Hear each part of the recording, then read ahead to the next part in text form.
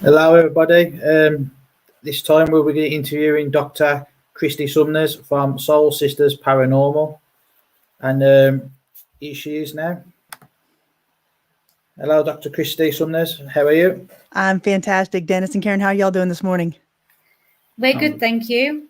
I guess it's afternoon for y'all. Yeah, it's the afternoon for us. What would you prefer to be called? Just Kristy works. Kristy? Yes, ma'am. Okay, lovely. Okay.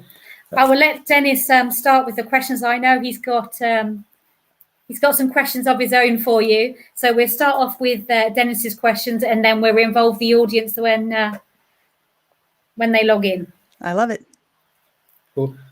First of all, Kristy, welcome. For people in the UK who may not know you or your team, can you just give us a brief description? Absolutely. So my name is Dr. Kristy Sumner, and I'm the founder and lead investigator for Soul Sisters Paranormal. And we are an all-female group that essentially goes around the country looking for historic places that also have a haunted reputation. And we do a very thorough deep dive into the historical research of each of those locations. And then we do an investigation for any paranormal activity that we can find. That's cool. With the team, it's made up of, I believe, it's just twin sisters, and a friend. It is. So it's myself, my twin sister, our younger sister, and then two female family friends. And we really started this as a way to get together a few times a year because my sisters and I live in different parts of the country. So we're always taking girls' trips. We'd meet up on the weekends and go to different cities and take girls' trips. And so we actually had a family member or a family friend that sat on the board of Moundsville, West Virginia, and the West Virginia State Penitentiary. So he said, well, on your girls' trip this year, why don't you come up to West Virginia and stay the night in the prison and see what you find? So it was a very rudimentary investigation for us. We took some night vision video cameras, a few of them, a few voice recorders, a digital camera. And we had such a compelling night with regard to activity that we really decided that we wanted to formalize a group, a professional paranormal investigation group. So that's what we did. We came up with the name Soul Sisters Paranormal. We came up with our logo, our branding, our theme music, because we really wanted to highlight the historical significance of each of the locations that we go to, as well as any paranormal activity that we found. That's brilliant. Can you tell us each member of the team offers anything different at what they specialize in? I feel that we do. One thing that kind of sets our group apart, I feel, is the fact that we are all academics. So I have a PhD. My twin has a PhD. Cara and Michelle have JDs, which are doctorates and lawyers. And then we have a master's holder in Kim. So she's a history teacher, actually. So I think we all bring that historical research-based element to our investigations. Like I said, we've all been immersed in academia our entire lives. So we really come at each investigation with the mindset of researching the location very much in depth, the history as well as the paranormal reports. And we actually go in with a healthy skepticism of the paranormal activity at the locations. And we go in and we first try to rule out any environmental factors, light, noise, anything like that before we actually do our investigation. And the fact that we are all female allows us to, it lends us to more easily go through our evidence, if you will. So when we capture a male's voice, I can very quickly rule out that it's one of us. If we capture a child's voice, obviously because we have no children, we can rule out that it's one of us. So I think what we all bring to the team is that historical research approach as well as the scientific approach to our investigations. But John's got a question here for you. He's asking, you invested in the Lizzie Borden House. It was really interesting. Could you tell the viewers a little bit about it? Absolutely. And John, thank you so much for that question and for watching today. The Lizzie Borden House was always on the bucket list for us. It's something that we really wanted to investigate. And we were fortunate to collaborate on that investigation with Miranda Young from Ghost Biker Explorations. So it was 4 Soul Sisters investigators and Miranda in the house. So 5 females in the house that night. And we really wanted to delve into, obviously, the mystery of the murders. It happened in 1892, and Andrew Borden and his wife, Abby, were killed by still an unknown assailant. And they did arrest Lizzie for the murders, but she was acquitted of those murders. And so we really wanted to go in with the mindset of trying to connect with the spirits of Andrew and Abby that night. And I think we walked away with, again, some very compelling evidence. So when you first walk into the house, the first thing that you notice is the way the house is set up. It's hard to detail in pictures, which is why in the video I actually do a complete walkthrough of the house, so you can get the scope to realize that it would be very difficult to commit these murders and get away with it, but yet somebody did. Somehow they did that. And then you're also walking through this house that, the original floors are there, the doors are there. You're touching the things that the Bordens touched, in 1892. And so we went about that night setting up all of our stationary equipment. And because what we do is when we go into an investigation, we leave night vision cameras and voice recorders in different parts of the different parts of the location. So we left those to run stationary at night.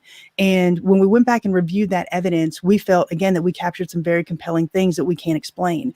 So, for example, we were all upstairs in the 3rd floor attic room, and we very clearly, all of us in the moment, heard the voices of children laughing, and we caught that on our voice recorders.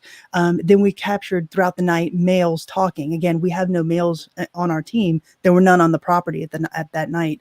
And one of the most compelling things was but even before we did our initial start of the investigation, after we had set up the equipment, Michelle and Jenny were talking in the parlor room, which was right beside the Andrew Borden kill room.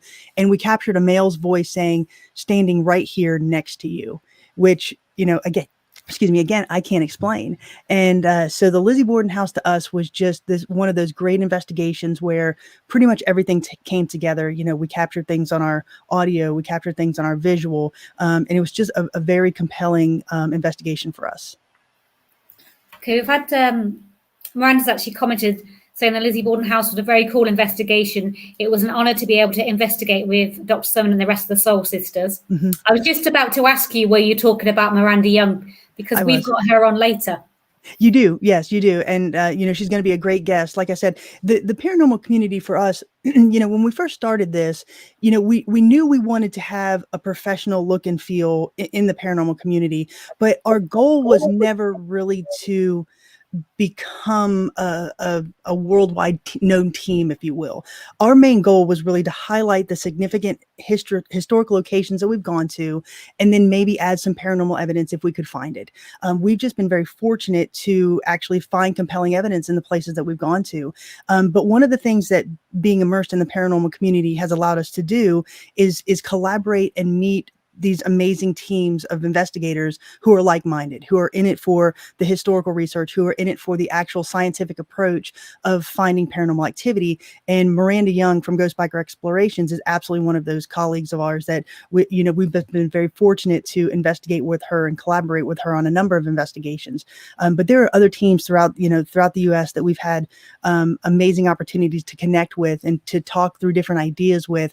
And I think that's what's so neat about the paranormal community. Because, obviously from the mainstream, we are a subculture. So to be able to find those like-minded individuals who aren't in it for the glory, who aren't in it for the sensationalism, but who are really in it for that historical mindset, that historical research-based approach is something that we really admire. And so, yes, Miranda is absolutely one of those that we love collaborating with.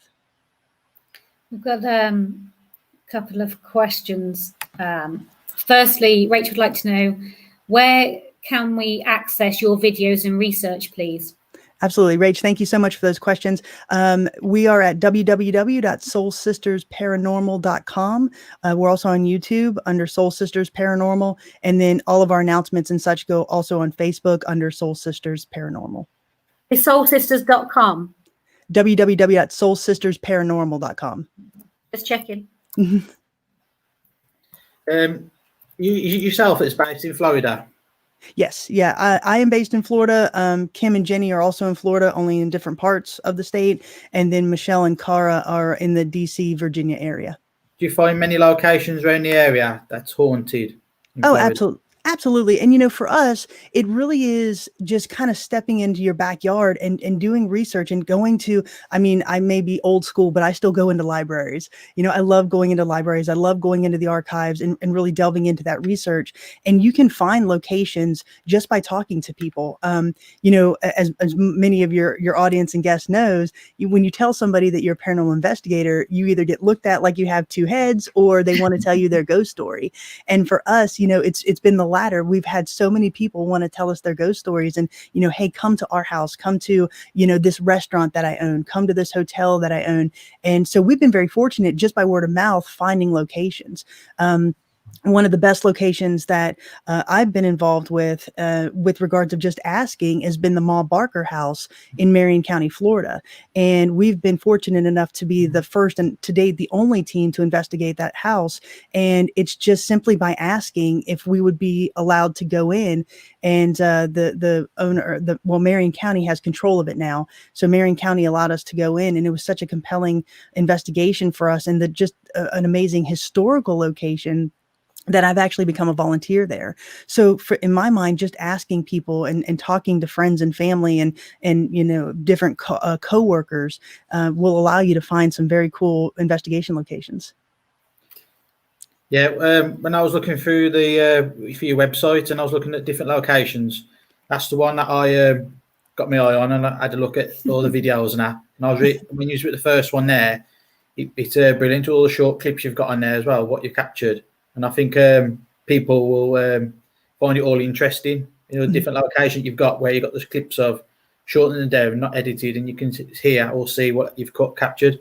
But yeah, that Ma Barker House, it's really interesting. That's one I would like to go to when I go to Florida.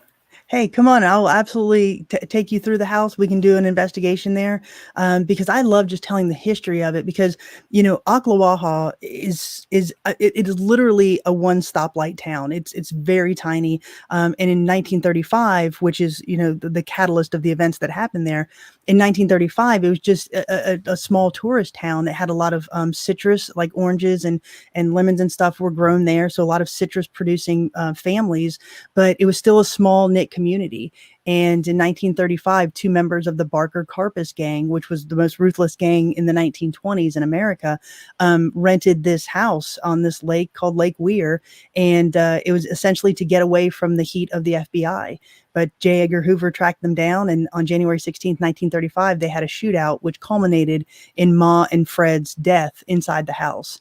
So what's interesting about it is the people that actually owned the house that were renting it to Ma and Fred Barker had the presence of mind to preserve it as it was in 1935. So when you walk into it now, the furniture is the same. It has bullet holes going through rocking chairs and chair backs and tables. So you can line those chairs up into onto the wall and see where the bullets went through. So you're not only immersed in paranormal feelings, but you're also immersed in that historical feeling of stepping back into 1935. So that to me, like I said, was a great investigation for us. And it's simply by asking. We found out that the house had been purchased by Marion County, and I just said, can we investigate here? And they allowed us to do so. So I guess that'd be one thing that I would impart on up and coming investigators. Don't be afraid to ask. The worst that can happen is somebody tells you no, you can't investigate here, and you find another location. Yeah, that is true. Got some questions coming in, so just wanted, because they're going down the screen so quickly, we're losing them, so I'm having to go back. Sure. Gary would like to know, what location would you like to investigate over in the UK? And my question is, have you ever investigated in the UK? So that's two in one. So I've joined them together. Well, thank you both for that question. I have been to the UK numerous times, but not as a paranormal investigator. And if money and politics and all of that were no object, I would love to investigate at Westminster Abbey, just because to go into that location and know that you're essentially standing on giants would be an amazing experience, I feel. But there's so many amazing places in England and Ireland and just that entire area, because it does have a deeper history than obviously the US does. So you're talking about centuries and generations of historical research that I would just love to delve into for the research. Leap Castle in Ireland is another location that I would love to get to. So there are numerous. If I were to get over to the UK again, when I get over to the UK again, there's a lot of locations that I'd like to get our team to. Yeah. Well, if you do come over to the UK, don't forget to give us a shout out.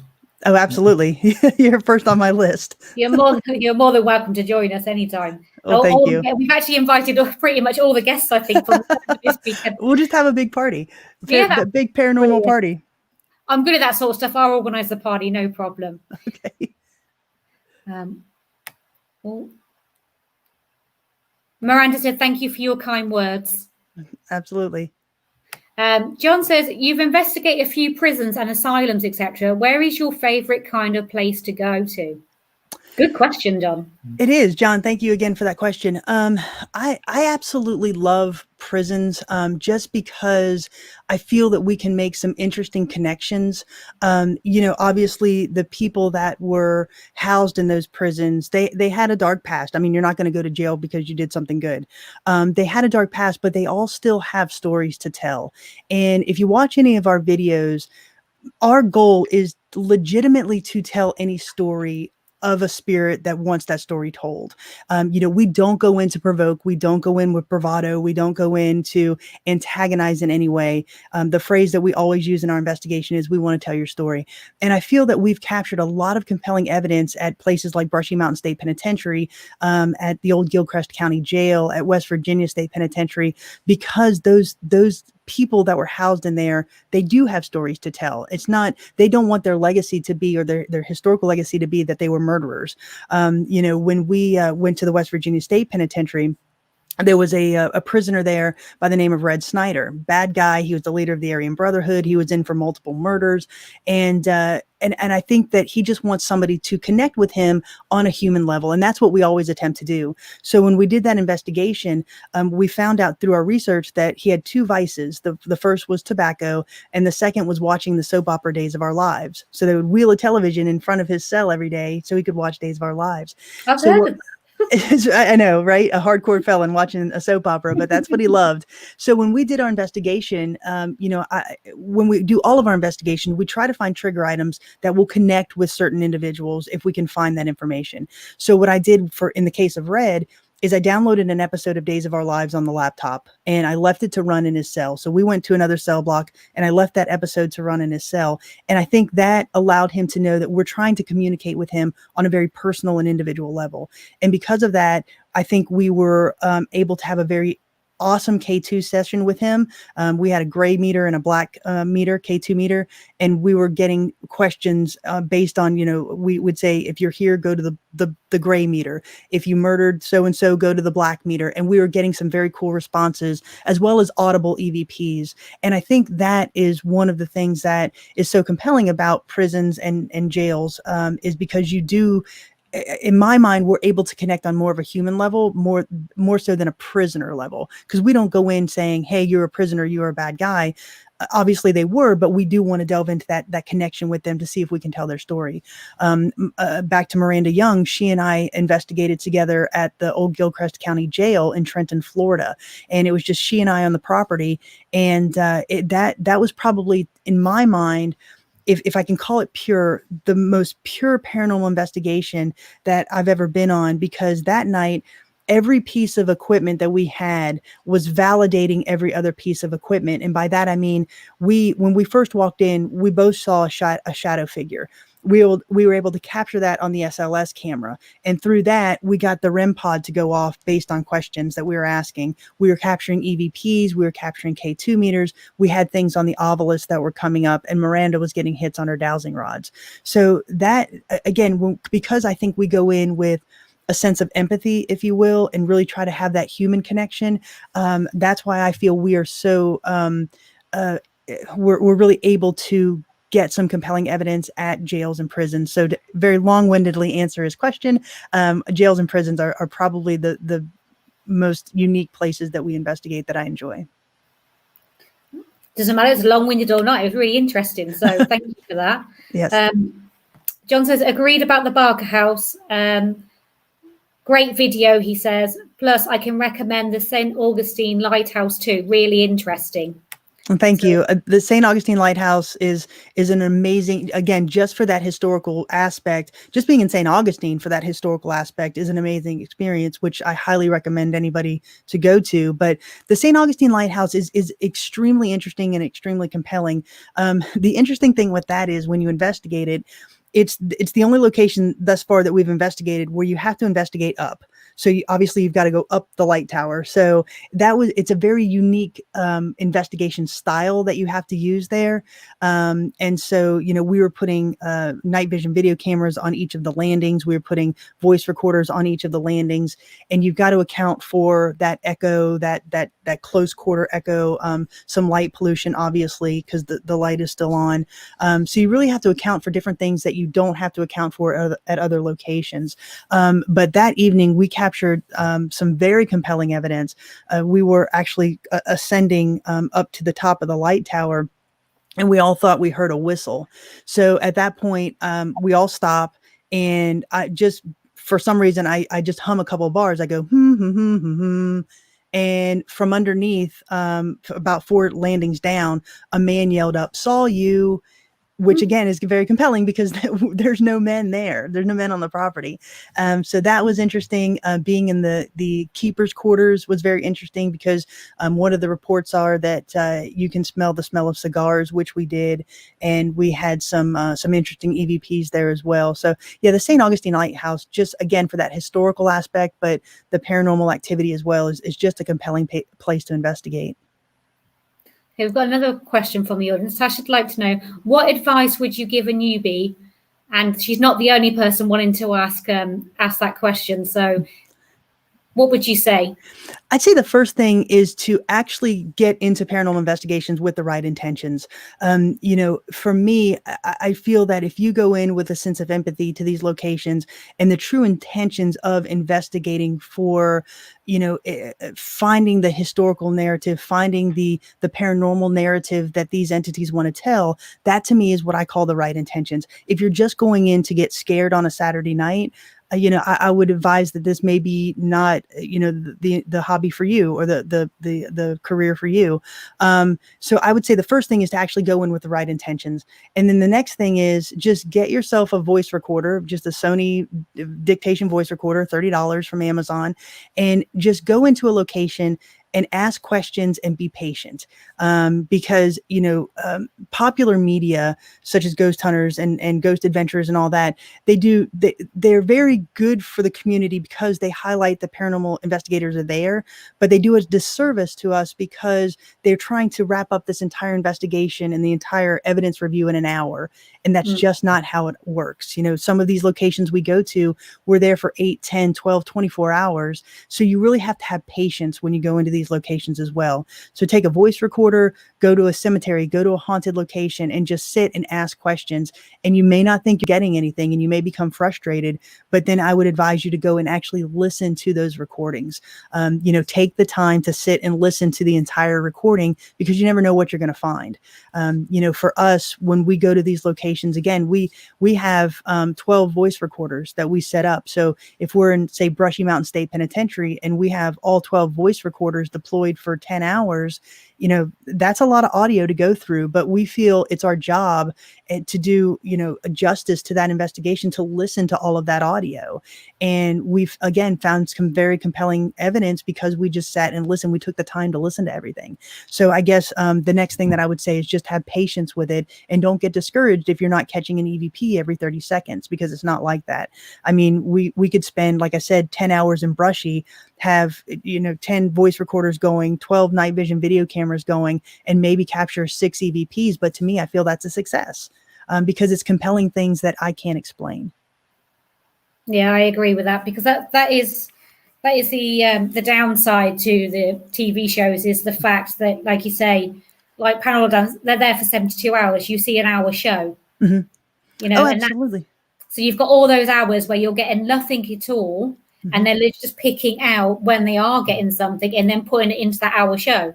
Oh, absolutely. So, and they go in with a production team. They go in with, cameras and lights. And I know that when TAPS did Fort Mifflin, which is an investigation that we've also done as well, when they went into Fort Mifflin, they're there for 3 nights recording, and they have the manpower that a lot of investigators don't have the ability to utilize. So they have that manpower, they have all of that equipment and such. So, but they edit all of that obviously heavily to fit this in a 60-minute window. But for me, while our videos are on the shorter side, between 20 and 35 minutes long, I feel that we're able to give you a very good historical narrative of the location, a breakdown of how we did the investigation, and then some very compelling evidence.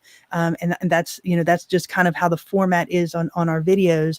And I think that we are putting together, in my mind, something that is on par with things like TAP and Ghost Adventures, only without the sensationalism. Because I think, again, that sensationalism, that quest for the audience over compelling research kind of does a disservice to the community. So for us, we want to put together a very pure form of an investigation video to really highlight what it is about. Yeah, Chris said a similar thing when we interviewed him before you about the raw evidence and so on, about not putting video footage up, but not actually editing the footage, just putting on the captures as they were when they caught them. Actually, he's on the comments and he's got a question for you. He'd like to know, what was your favorite location you've been to? Thank you for the question, Chris. For me, I've loved every single one of them. And I know that's kind of a cop-out answer, but every single one of them is unique and different, especially for the historical perspective, but also for the paranormal captures that we found. So I'll take it from as far as paranormal activity, I would say that my favorite has been the old Gilchrist County Jail, followed by Brushy Mountain, and then followed by Fort Mifflin. From the historical aspect, I would say Fort Mifflin was number one, simply because, you're standing in this location where the Revolutionary War was fought, where, where the foundation of our country's freedom really started. And, to be in those casemates, to be in that location, and to kind of have a sense, because it was interesting, just a sidebar a second, when we were there, it's obviously right on the river. So when we were there that night about 9:30, for I don't know what reason, there was a restaurant across the street or across the river that had this huge fireworks display. So all of that reverberation, that noise, those booms were coming across the water and essentially slamming into the fort. So for just a brief minute, we got a very small glimpse of what it would have been like to hear that bombardment from the water. And, that to me was an extremely amazing experience, to be in that location and feel that. So to connect with that history on that level, to be in a Revolutionary War fort, to be, in the Villisca Ax Murder House or the St. Augustine Lighthouse, I can say all of them have been so significant to me for the historical perspective. But I would say Fort Mifflin really, it kind of leads the bar there. And then, again, everything else that we've gone to has just been amazing, all of them. Okay, I know Dennis got a few questions, but I don't want to. I'm going to just do these questions, and then I will let Dennis talk. Believe it or not, he's allowed to speak. But the page is going up, and we're losing them basically. A lot of people are commenting, which is fantastic. But then we're losing where the questions are in between all the comments. Right. Jane Hartley says, "Have you investigated Gettysburg, and do you find, like in the UK, some places are overused for investigations?"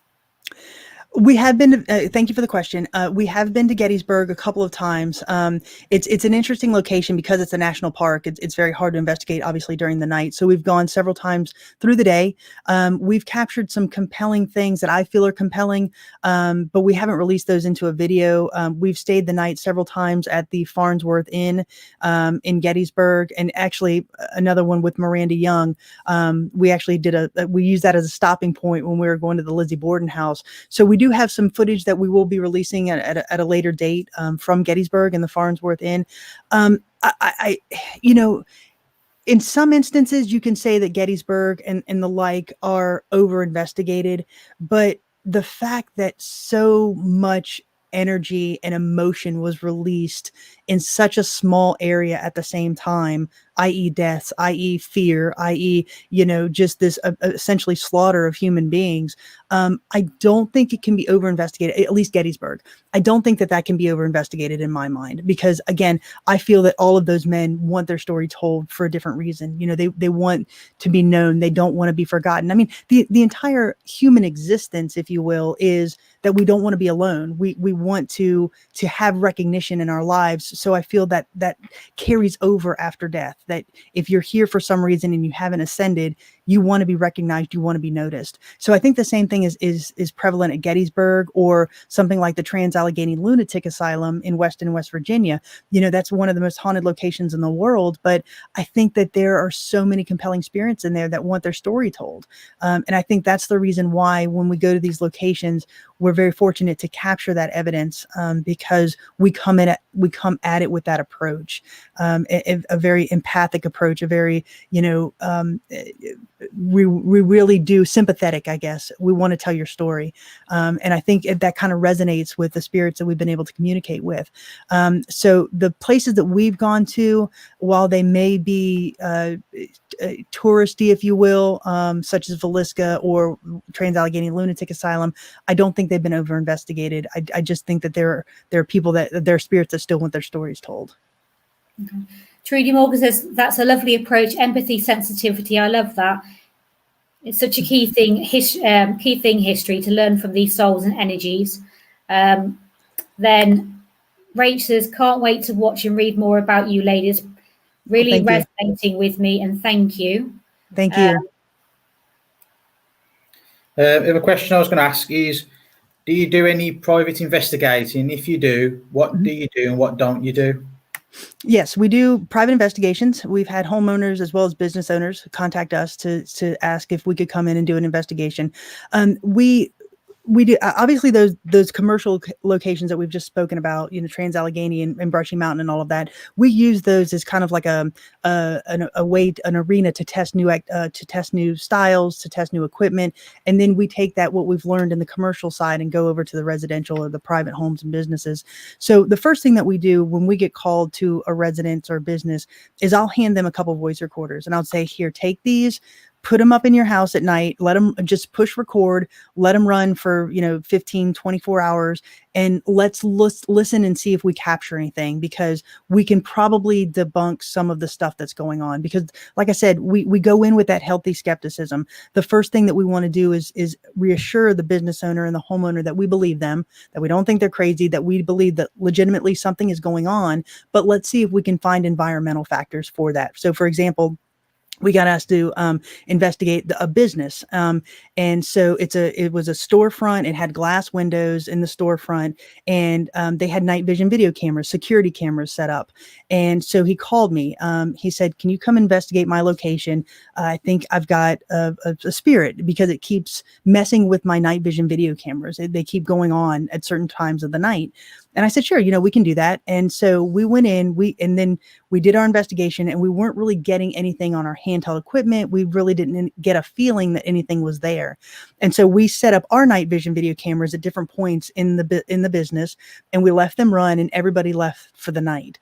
And so when I spoke to him the next morning, we went back in and I collected all of our equipment. And I spoke to him and I said, did your security cameras go off during the night? And he said, yes.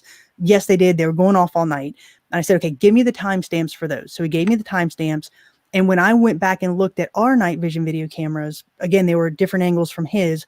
What I was finding was his storefront was at an intersection. So when the cars were turning left to turn onto the street, they were coming through the storefront and hitting a mirror on the side and essentially blinding his night vision video camera. So it would turn it off for a second and then turn it back on when the light passed. So I told him, I said, I think this is what is happening. It's not paranormal, it's environmental. So take the mirror down or change it, or change the angle of the night vision video camera.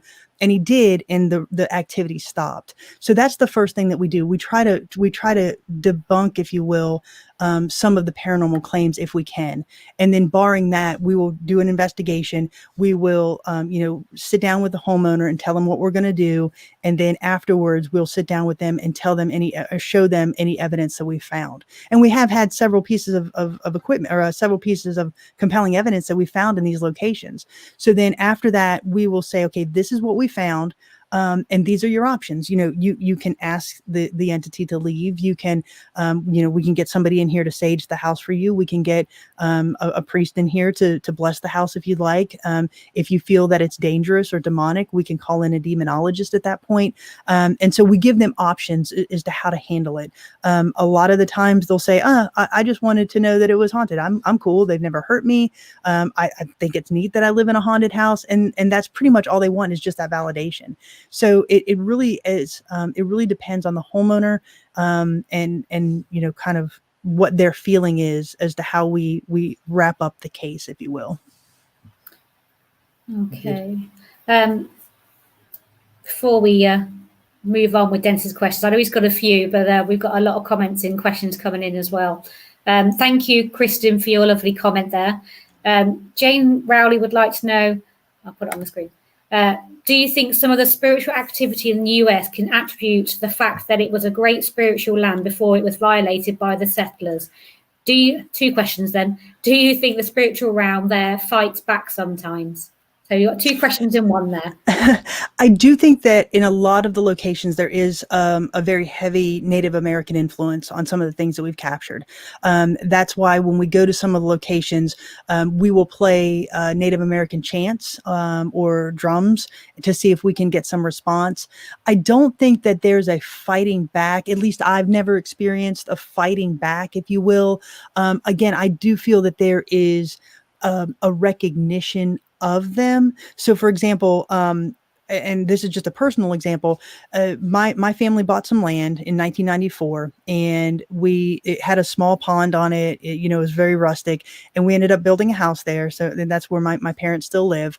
And so we were and my parents put in a lot of money and time into landscaping. So it's beautifully landscaped. It's about 50 acres. So it's all manicured and landscaped. And we were having a party one afternoon, and a woman came up to my mother and said, the people here want to thank you. And my mom's like, yeah, everybody's having a great time. You're more than welcome. And she's like, no, not the people you can see, the other people.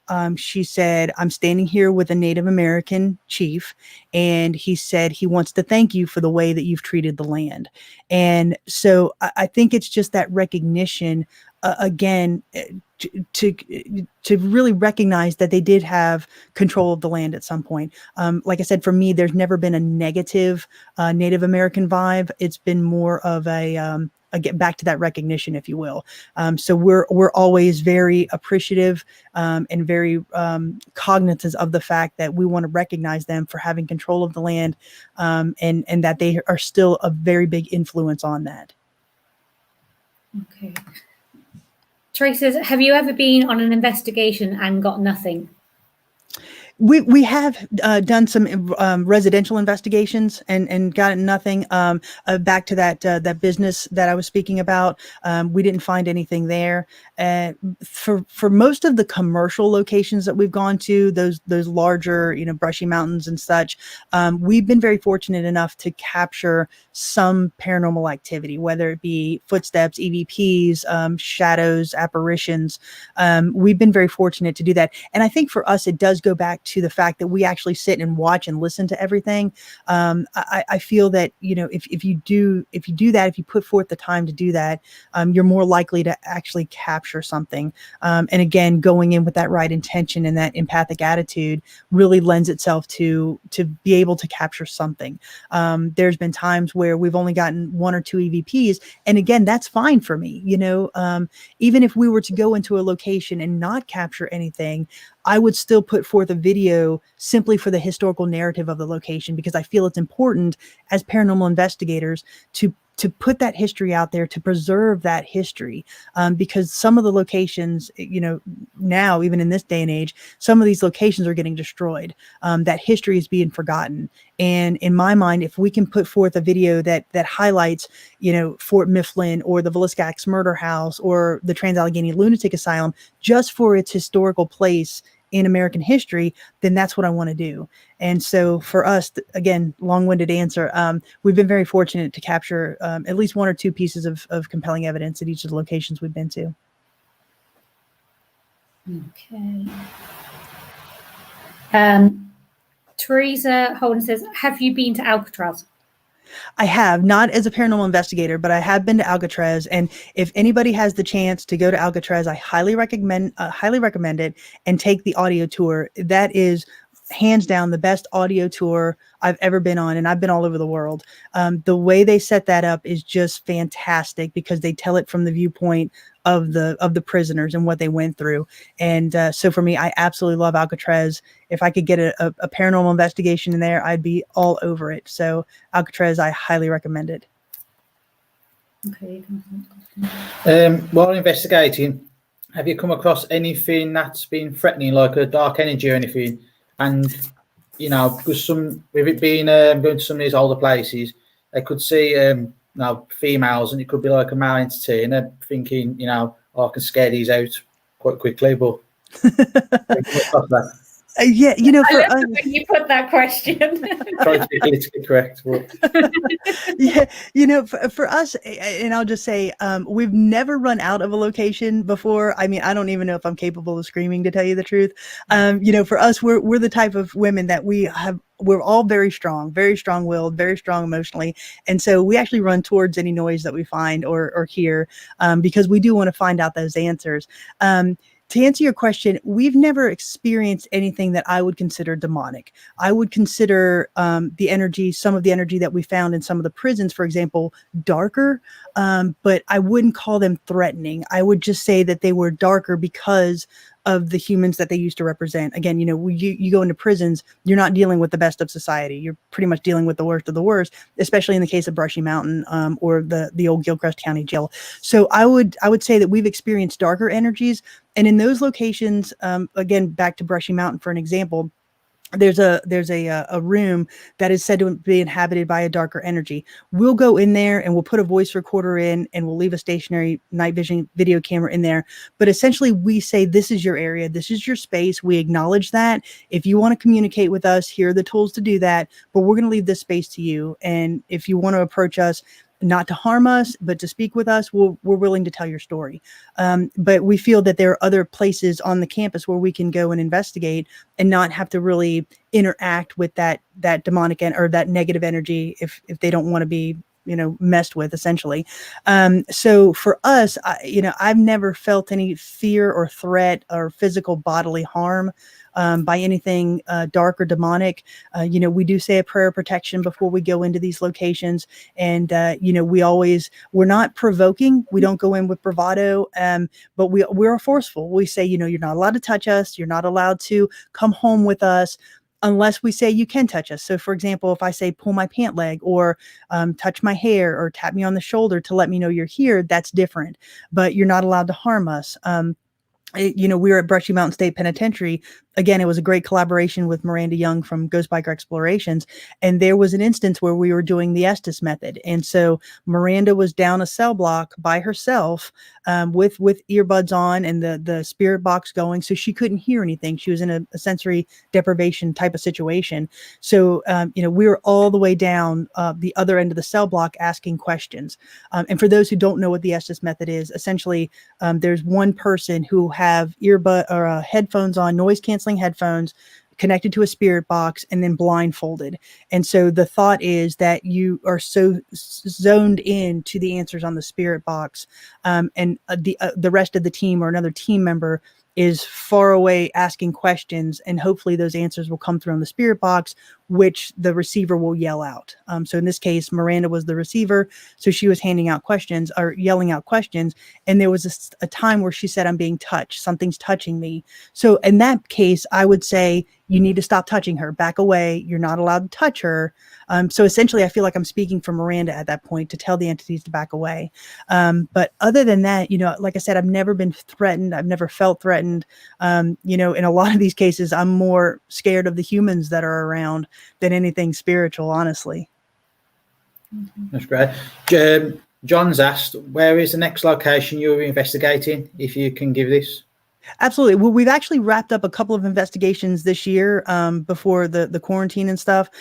So we were in Kosciuszko, Mississippi. We investigated 2 locations there, as well as a hotel in North Carolina. So we do have those investigation videos that are in the works right now. There's several locations that we want to get to. Octagon Hall. We'll be returning to the Ma Barker House sometime soon. The quarantine and COVID have really kind of pushed our schedule a little bit and kind of mess with that. So Octagon Hall is one location that we want to get to. And then we really want to start moving out west a little bit. We've been to Iowa to the Villisca Ax Murder House, but we want to go out west a little bit to really delve into some of those, old West towns and some of those legends and lore that are out in the Midwest. Okay. Gary's asked, are you drawn to any places in Canada? I would love to get to Canada. I've been through Canada several times on my motorcycle, doing some motorcycle trips through there. But there's the name escapes me right now. It's up near Vancouver, where the dinosaurs are and all of that. I'm so sorry, the name is escaping me at the moment. But there was some cold tipples up there in the area that's said to be extremely haunted. I would love to get up to that area. But there are several locations in Canada that I would absolutely love to get to. Absolutely. Okay.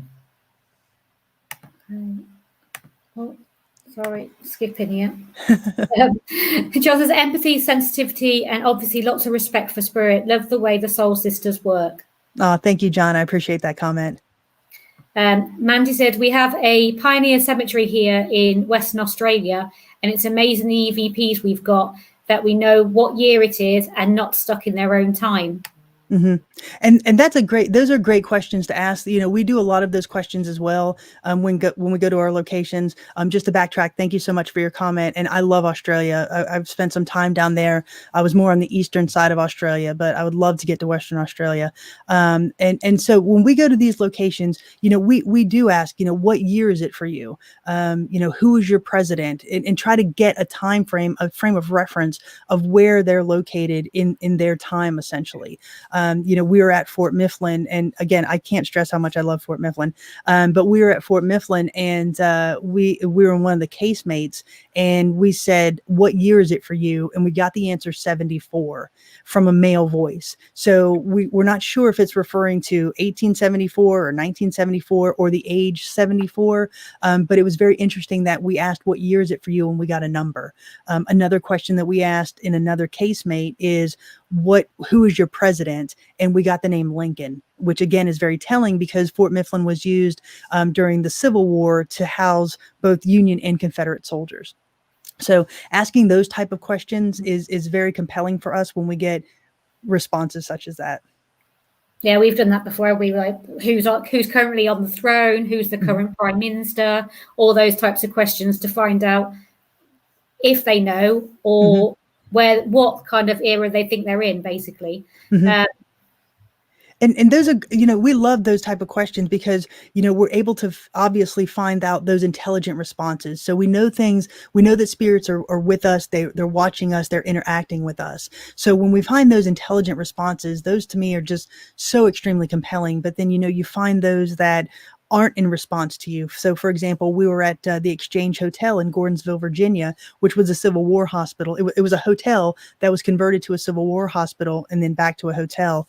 And so we had a voice recorder sitting on one of the beds in the rooms there. And this was a time when there was 2 investigators in the house and the rest were outside in the summer kitchen.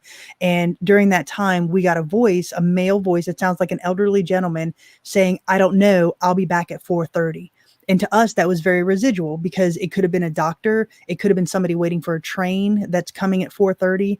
And then funny enough, that the same voice recorder about 3 hours later captured a child's voice saying, "Hi, this is my bed," which is, again, very compelling because I feel that is an intelligent response. I feel that he was communicating with the voice recorder because it was sitting on the bed, and he was saying, "Hi, this is my bed." So it was very cool to us that on the same voice recorder, we got an intelligent response and then what we consider a residual.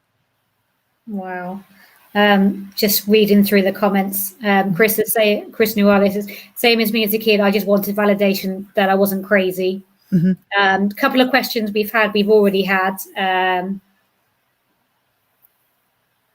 Tracy said, thank you for answering her previous question.